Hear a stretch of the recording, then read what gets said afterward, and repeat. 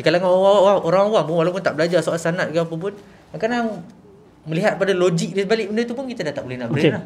Saya terjemahkan hadis Muhammad yang penuh yang didakwa dalam Jabir, ada dalam Musnad Abdul Razak ni. Awak dengar dengan akal awak yang sihat dan akidah Muslim awak. Jabir bertanya Nabi SAW, apakah makhluk pertama yang Allah ciptakan? Maka Nabi pun menjawab, panjang hadis ni. Ia adalah cahaya Nabimu, wahai Jabir, yang Allah ciptakan. Kemudian Allah ciptakan semua kebaikan. Dan Allah ciptakan selepasnya segala perkara. Wahina khalaqahu aqamahu qaddamahu min maqamil qurb. Dan apabila Allah menciptakan Nur Muhammad itu, Allah meletakkan cahaya itu di depan Allah, di maqam qurb, di maqam kedekatan dengan Allah, isnai asyara alfa sanah, 12,000 tahun. Kemudian Allah jadikan dia 4 bahagian, summa ja'alahu arba'ata aqsam.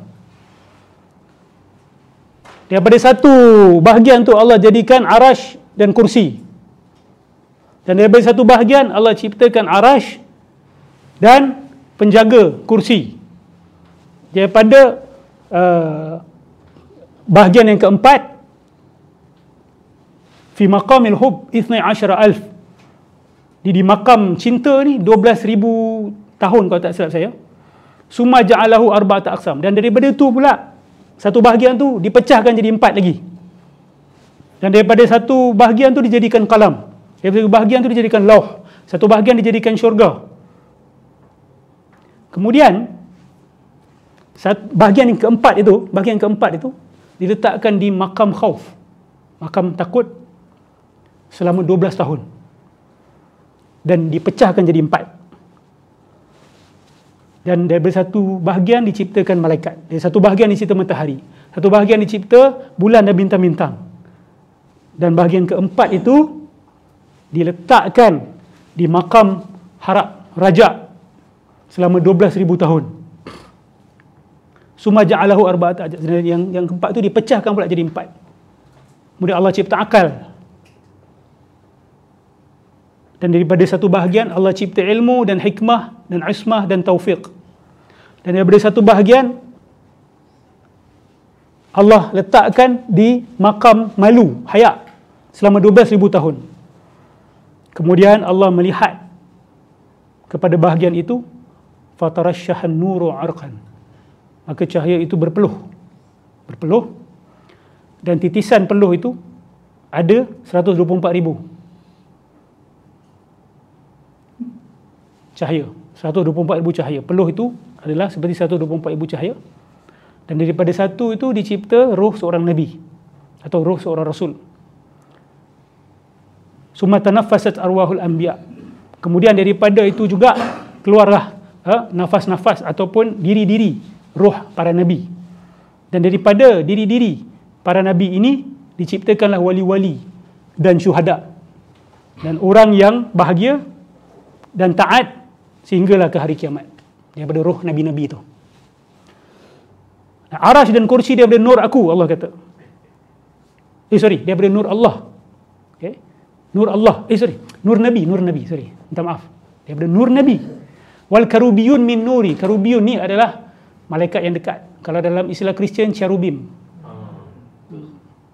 Wa ruhaniyun wal malaikah min nuri. Dan makhluk-makhluk rohani dan malaikat daripada cahayaku.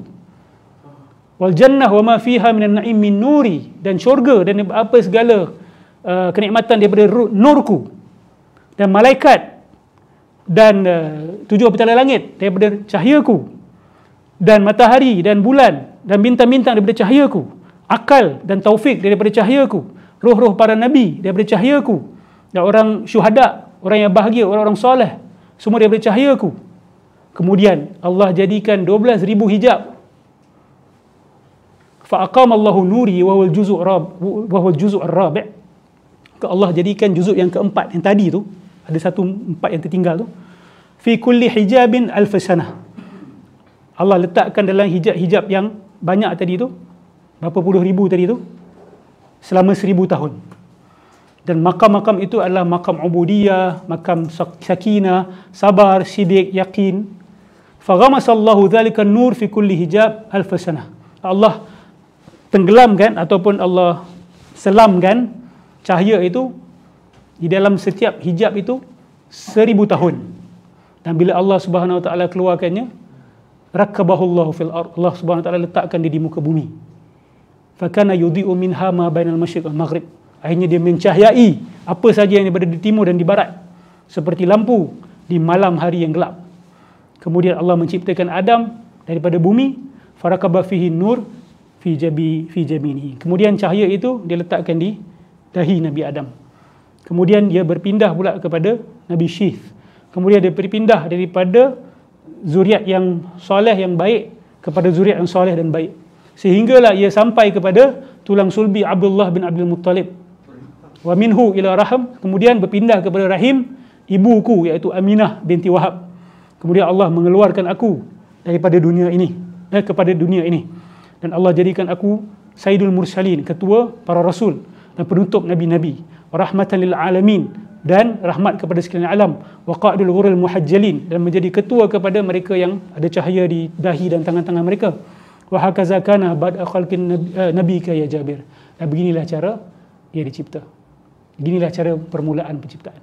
Ini satu versi. Dalam versi-versi lain tu yang masuk cerita apa kita kata merak dan sebagainya, masuk cerita bukan-bukan. Dia ada banyak versi ni.